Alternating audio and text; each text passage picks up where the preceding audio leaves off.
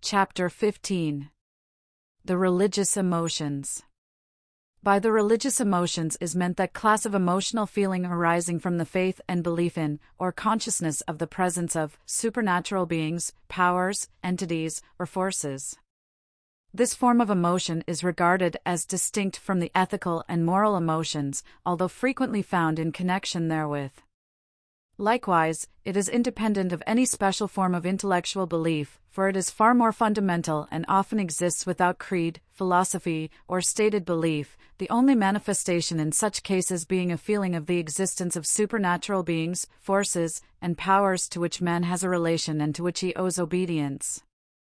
To those who may think that this is too narrow a conception of religious emotion, we refer the following definition of religion from the dictionaries: the acts or feelings which result from the belief of a god, or gods, having superior control over matter, life, or destiny. Religion is subjective, designating the feelings and acts of men which relate to God. Theology is objective, denoting the science which investigates the existence, laws, and attributes of God, or, objectively, the outer form and embodiment which the inward spirit of a true or a false devotion assumes. Subjectively, the feeling of veneration with which the worshipper regards the being he adores.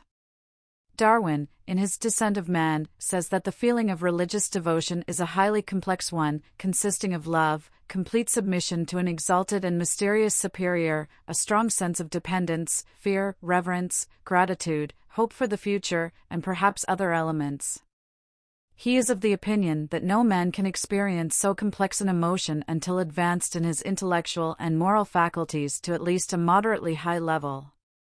The authorities generally agree with Darwin, although the more recent study of the history of religion has shown that religious feeling has a far more primitive origin than that indicated by Darwin. It is true that the lower animals are not deemed capable of anything approaching religious feeling, unless there is a feeling approaching it in the attitude of the dog and horse and other domestic animals toward their masters. But man, as soon as he is able to attribute natural phenomena to a supernatural cause and power, manifests a crude religious feeling and emotion. He begins by believing in, fearing, and worshipping natural forces and objects, such as the sun, the moon, the wind, thunder and lightning, the ocean, rivers, mountains, etc.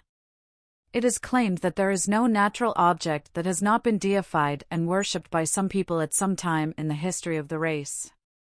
Later, man acquired the anthropomorphic conception of deities and created many gods in his own image, endowing them with his own attributes, qualities, and characteristics. The mental characteristics and morals of a people can always be ascertained by a knowledge of the average conception of deity held by them. Polytheism, or the belief in many gods, was succeeded by monotheism, or belief in one god.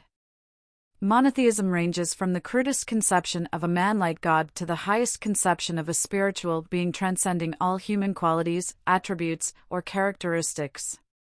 Man began by believing in many God things, then in many God persons, then in a one God person, then in one God who is a spirit, then in one universal spirit, which is God. It is a far cry from the savage, man-like God of old to the conception of the universal spirit of the God-drunken philosopher, Spinoza. The extreme of religious belief is that which holds that there is nothing but God, all else is illusion, of pantheistic idealism. Buddhism, at least in its original form, discarded the idea of a supreme being, and held that ultimate reality is but universal law, hence the accusation that Buddhism is an atheistic religion, although it is one of the world's greatest religions, having over 400 million followers.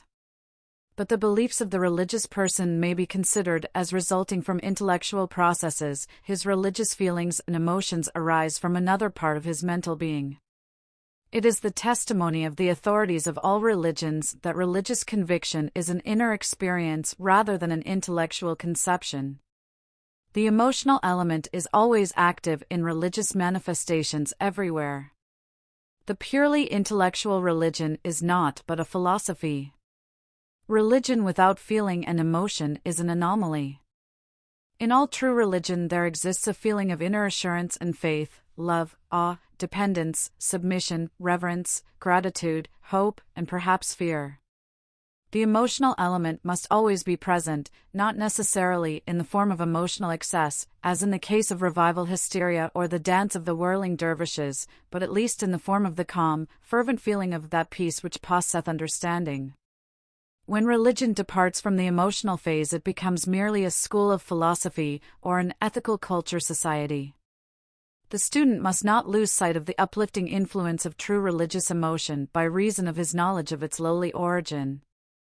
Like the lotus, which has its roots in the slimy, filthy mud of the river, and its stem in the muddy, stagnant, and foul waters thereof, but its beautiful flower unfolded in the clear air and facing the sun, so is religious feeling responsible for some of the most beautiful and uplifting ideals and actions of the race. If its origin and history contain much that is not consistent with the highest ideals of the race today, it is not the fault of religion but of the race itself. Religion, like all else in the universal manifestation, is under the laws of evolution, growth, and development. What the religion of the future may be, we know not. But the prophets of the race are dreaming visions of a religion as much higher than that of today as the latter is higher than the crude fetishism of the savage. The following quotation from John Fiske's Through Nature to God is appropriate in this place. Fiske says, "My aim is to show that other influence, that inward conviction, the craving for a final cause, the theistic assumption, is itself one of the master facts of the universe, and as much entitled to respect as any fact in physical nature can possibly be." The argument flashed upon me about 10 years ago while reading Herbert Spencer's controversy with Frederick Harrison concerning the nature and reality of religion. Because Spencer derived historically the greater part of modern belief in an unseen world from the savage's primeval world of dreams and ghosts, some of his critics maintained that logical consistency required him to dismiss the modern belief as utterly false, otherwise he would be guilty of seeking to evolve truth from falsehood.